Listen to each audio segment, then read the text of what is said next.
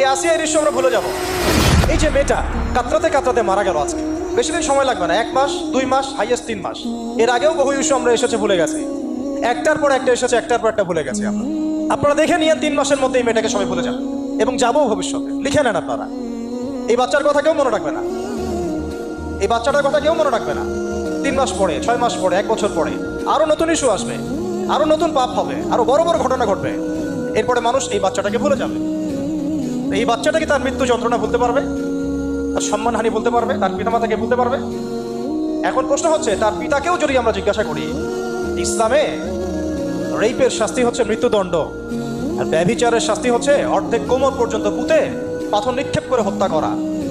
এবং বিবাহিত ব্যক্তি হলে এই শাস্তি, অবিবাহিত হলে 100 বেত্রাঘাত, 1 বছরের নির্বাসন এবং সমাজ থেকে বয়কট করা।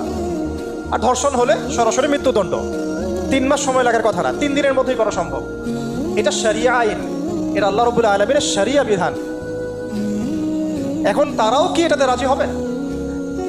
যারা শোক প্রকাশ করছেন তারা কি এই বিধানটা কার্যকর করতে রাজি হবেন? যে ধর্ষককে সবার সামনে প্রকাশ্যে মৃত্যুদণ্ড দেওয়া হোক, শরিয়া আইন কার্যকর করা হোক? রাজি হবেন না। কারণ আপনারা বলবেন এটা করতে গেলে বাংলাদেশ নাকি মৌলবাদী রাষ্ট্র হয়ে যাবে। তো সমস্যার গোড়ায় আপনারা যেতে চান না, ডালপালা নিয়ে নাড়াচাড়া করেন। জেনা ফ্রি মিক্সিংটাকে উন্মুক্ত করে দেওয়া হলো, ছেলে মেয়ের অবাধ বিচরণটাকে উন্মুক্ত করে দেওয়া হচ্ছে। একটা চরম ক্ষুধার্ত মানুষদের সামনে যদি আপনি খাবারকে উন্মুক্ত করে রাখেন, এরপরে যদি কেউ জোর করে খাবার খেয়েও ফেলে, শুধু কি আপনি খাদকের দোষ দিবেন?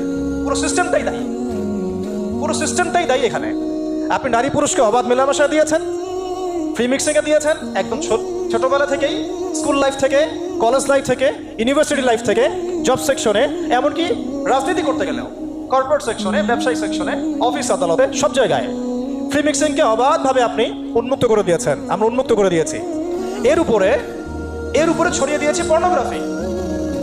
পর্নোগ্রাফি সবার ফোনে ফোনে। পর্নোগ্রাফি দেখতে থাকলে একটা মানুষ বাচ্চাকে না, কয়েকদিন পরে পশুর সাথেও জেনা করতে পারে। যদি সামনে দেখেন যে মানুষ পশুর সাথে জেনা করেছে, আপনারা অবাক হতে পারেন, আমি অবাক হব না। কারণ পর্নোগ্রাফি মানুষকে পশুর সাথেও জেনা করতে শেখাবে। বাচ্চা তো কিছুই না।